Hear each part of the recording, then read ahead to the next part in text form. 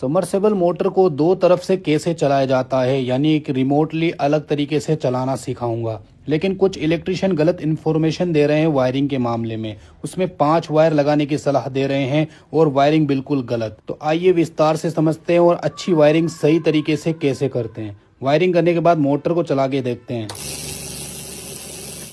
Motor अच्छे तरीके से चल गई। पैनल देखते हैं। कुछ इलेक्ट्रिशियन इस तरह से एनो स्विच के अंदर 2 वायर लगा करके पैनल के अंदर वाले एक एनो स्विच से कनेक्ट कर देते हैं। इससे स्टार्टिंग कैपेसिटर रन नहीं करता और मोटर को अचानक टॉर्क नहीं मिलता। ये वायरिंग 100% गलत है। कैसे बताता हूँ। 2 स्विच यहाँ पे एनो स्विच लगते हैं, दोनों को प्रेस करना जरूरी है, तब जाके कैपेसिटर काम करता है। और इसके लिए 2 एनो स्विच दूसरी तरफ के लिए भी लगाना पड़ेगा, इससे काफी ज्यादा वायर लगेगा। चलिए समझते हैं। सिंगल फेज पैनल के अंदर 2 एनो स्विच होते हैं जिसमें 4 वायर कंपलसरी होते हैं। इसको लगाने के लिए इस तरह का एक होल्डर चाहिए। पावर सप्लाई के लिए 2 नंबर 10 नंबर पिन है और एनो स्विच के लिए 1 नंबर 4 नंबर पिन है। एक और एनो स्विच के लिए 3 नंबर 6 नंबर पिन है।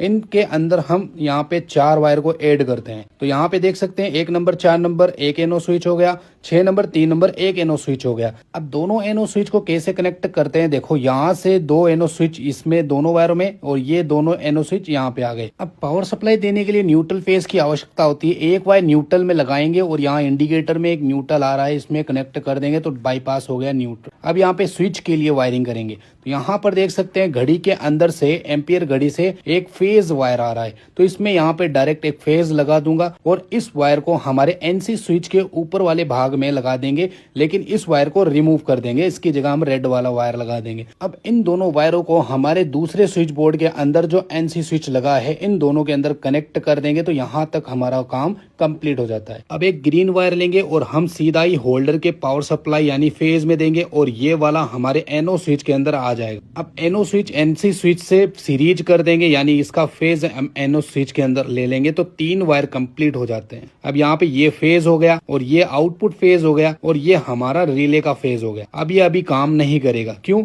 इसके अंदर एनो एनसी रिले स्विच लगाने वाले हैं। इसमें 3 एनो स्विच होते हैं, 3 एनसी स्विच होते हैं, तो हमने काम में लिया सिर्फ 2 एनो स्विच। ओके, यदि आपको इसका डायग्राम चाहिए तो आप मुझे कमेंट सेक्शन में कमेंट कीजिए, डायग्राम में आपको पोस्ट कर दूंगा। इंडिकेटर सीरीज कनेक्शन करूंगा, बहुत दिमाग लगाना पड़ा यहाँ पर। तो इंडिकेटर का न्यूट्रल मैंने एनो स्विच के आउटपुट में लगा दिया है और अब ये जो वायर देख रहे हैं ये पैनल के इनपुट जो इंडिकेटर होता है इसके अंदर हमें कनेक्ट करना है। तो ये वाला जो वायर है हमारे पिन नंबर 1 नंबर में जा रहा है, तो इसमें कनेक्ट कर देंगे। तो ये देखो 4 वायर से ही काम कंप्लीट हो गया है। तो ये वाली वायरिंग एकदम 100% सिक्योर है और एकदम बढ़िया परफेक्ट है। तो आपकी मोटर के लिए सेफ भी है, सिक्योर भी। चलिए दोस्तों, बाय बाय।